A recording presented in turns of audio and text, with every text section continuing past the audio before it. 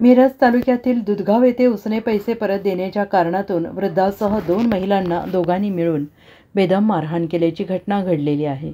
सदर मारहाणीची घटना ही शनिवार दिनांक 9 मार्च रोजी रात्री 10 वाजण्याच्या सुमारास घडली।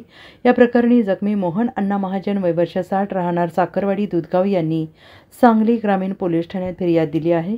त्यांच्या फिर्यादीवरून पोलिसांनी मारहाण करणाऱ्या कुणाल यादव राहणार कवठेपिराण आणि त्याचा मित्र अशा दोघांवर गुन्हा दाखल केला आहे।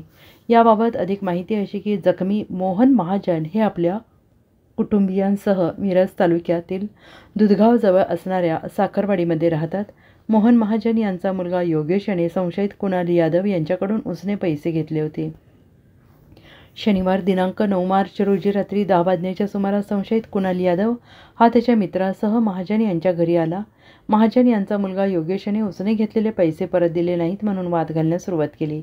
यावेळी मोहन महाजन आणि कुणाल यादव यांच्यात वाद वाढत गेला। त्यावेळी कुणाल यादव यांनी मोहन महाजन यांना शिवीगाळ करत लाथाबुक्क्यांनी बेदम मारहाण करण्यास सुरुवात केली।